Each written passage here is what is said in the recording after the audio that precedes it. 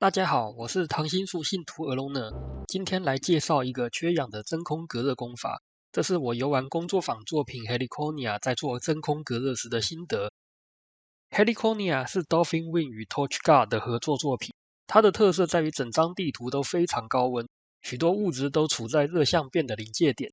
糟糕的是，这里没有隔热的深渊晶石保护你，大量的热很快就会渗进你的基地，把水烧成蒸汽，把藻类烧成泥土，把泥土烧成沙子。所以你进入游戏后必须立即进行隔热，你撑不到隔热砖研发出来，你能用的只有最初级的砖与这套施工技巧。施工完以后，你会看到基地外的世界在沸腾，或者是在崩塌，有一种世界末日的感觉，非常的刺激。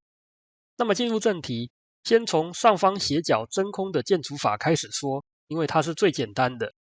首先你要盖斜的3层砖，然后把中间的砖挖掉。当然你的砖要选择耐高温的建材，大部分情况下火成岩、与基岩或称镁铁质岩是较好的选择，它们可以承受1409度的高温。虽然黑曜石可以承受更高温的2726度，但你会需要3级挖掘技能才能挖掘它，而且挖起来非常耗时。所以除非你要挡1400度以上的高温，例如岩浆，才会考虑用黑曜石。回到建筑工法，如果说你预想的隔热墙路径上有很耐热的自然砖，你可以直接把它们中间的那格挖空，就可以省下盖砖的时间。当然你也可以刻意经过它们。反之，如果外层有不耐热的自然砖，例如泥土会变成沙子落下，磷矿会融成液态，就务必要把它们替换成耐热的砖。如果说你预想的隔热路径上方有重要的资源砖，例如藻类或泥土等，你可以先把它们挖成碎片掉下来，然后再盖上砖。再来，如果是斜角的下方围挡，在腾空造砖的情况下，情况与上方斜角差不多，建起脚下的第1层砖，然后再开始建第2层、第3层，然后挖掉中间层。可以注意的点是，在建出脚下第1层砖之前，上方的自然砖尽量少挖，以免过多的资源落到基地外面。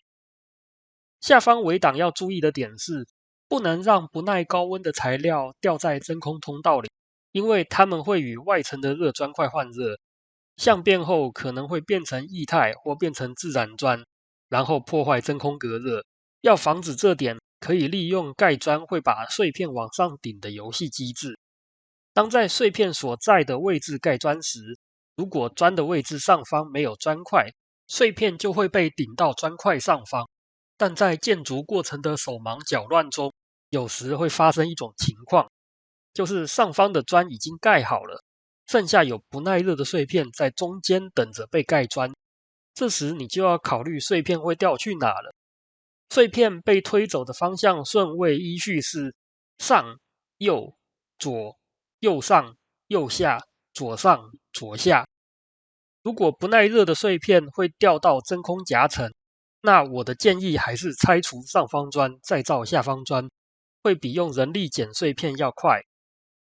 再来就是横向与纵向的施工。横向与纵向施工不能一口气把施工指令下完，必须按照顺序逐一施工。首先，在施工一个直线隔热墙之前，我会建议规划2格以上突出于直线的部分先做出真空。这个突出的部分可以作为施工的起点，也可以作为双向施工的终点。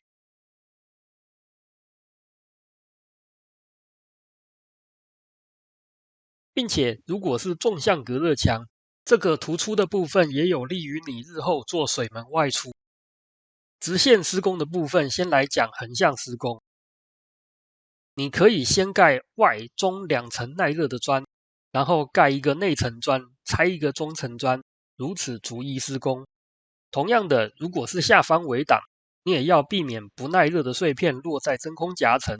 方法如同前述，就是盖砖把碎片顶上去。再来讲纵向施工，纵向施工的顺序与横向施工大同小异，都是盖一格拆一格。差别在于要让资源碎片横向掉入基地侧。如果碎片的上方与外侧都有砖，而基地侧没有砖，这时直接盖上砖可以把碎片推进基地侧。如果你想要统一管理，可以考虑除了突出于直线的部分外，先做出外层砖，然后中层与内层的部分挖空，让所有碎片都落到最下面，然后最下方的中层第二格先盖砖，然后盖中层第一格的砖，这样会把碎片推到内层砖的位置。接下来你就可以选择要进一步把碎片推进墙内，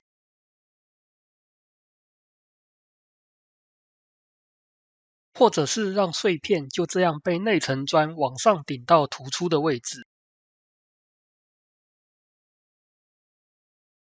再来是水平与垂直的转角，这有点难以说明，我们看影片吧。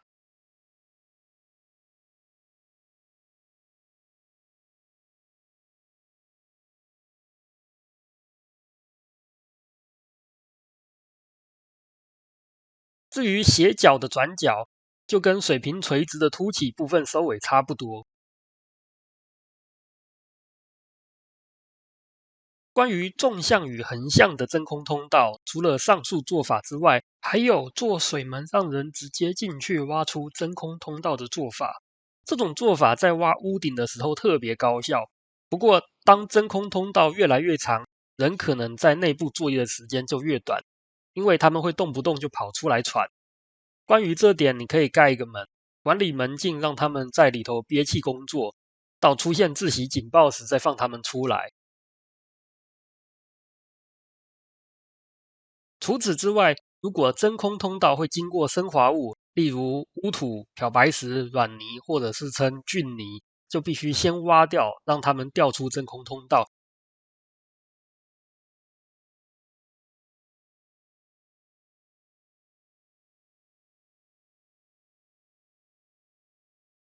不然它们挥发的气体会破坏真空。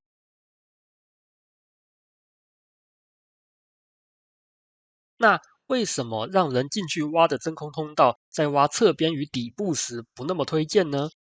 这是因为不耐热的碎片会落在真空通道底层，要处理它们可以人力搬走，但这很慢。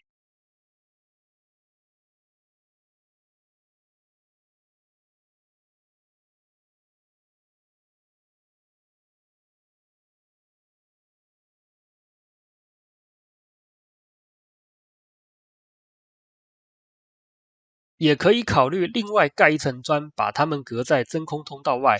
不过这样那些碎片资源就浪费了。